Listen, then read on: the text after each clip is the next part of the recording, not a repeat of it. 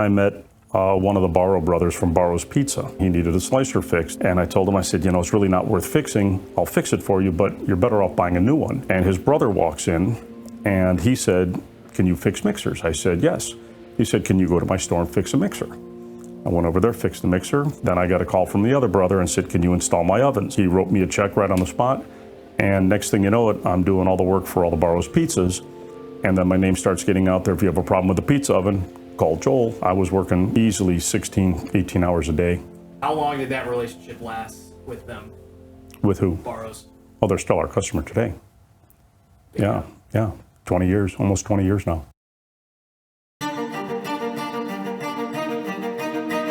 I always knew that Windy City had the potential to be something bigger, to be something better than it was with just my dad or just me and my dad.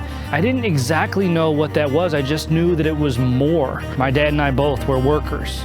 We dug our heels in and said, let's go. Let's learn. Let's grow as much as we can. Let's do as much as we can. And we just put the pedal to the metal, and we were just along for the ride. Of course, later on, it had to become a little more strategic instead of chaotic.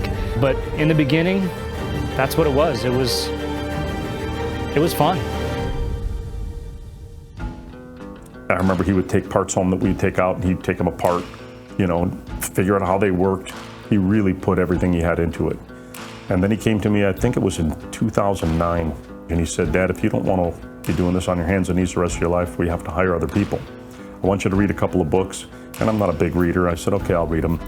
Rich Dad, Poor Dad was one of them. It really hit home where it says, you know, you may own the business, but the business really owns you. And regardless, even today, that's, you know, I'm here every day. I still go home and you know, think about the next day. It never leaves you. So, you know, maybe some of these monster conglomerates the guys can just turn it off. I can't. It's just, you know, I raised it from nothing.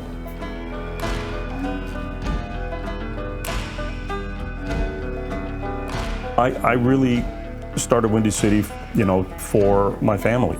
So figured I'd pass the reins on, you know, always have 5, 6, 7 guys, you know, that type of thing. I did not expect it to be what it is. But that's what happens when you have a young kid. He brought us into the 21st century. People ask me all the time, did you ever think the company would get here?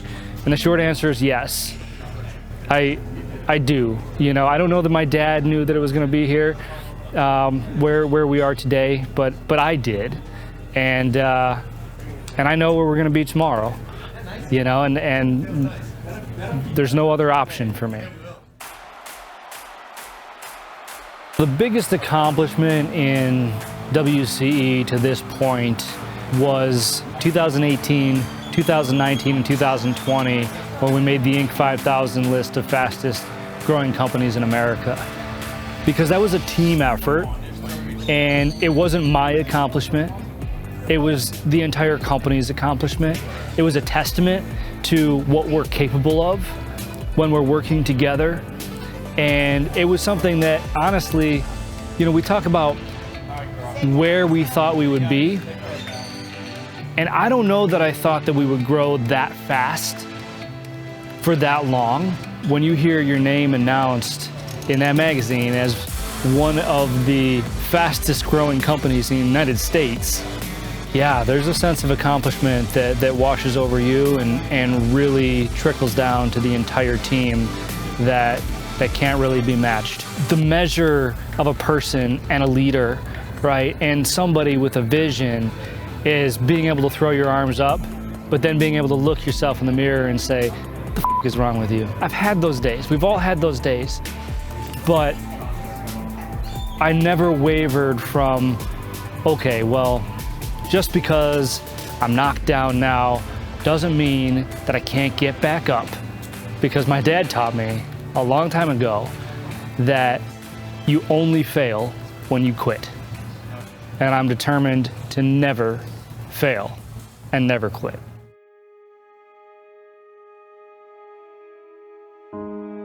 That was, how do I even word this? That was a big turning point for me. In becoming who I am as a CEO and my mindset. It took a big shift in 2015 when my wife had lost her sister to sepsis. It was completely unexpected, right? They were 11 months apart. They were what's called Irish twins. So it was her best friend. And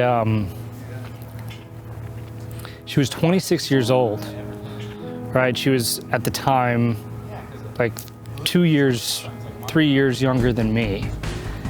And it really made me realize that anything that we want in this lifetime cannot be put off.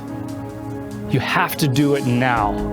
There is never any time to waste because you just don't know what tomorrow looks like. You just don't know if you're gonna have the same opportunities, and it doesn't have to be death or sickness, right? It could be something completely different, but the future isn't written. All you can do is write today. And so I say that because it was such an important time in my life that really taught me that if I want to continue to have these accomplishments, I have to focus all my energy on what I can control right now in this moment for me and everybody who relies on me.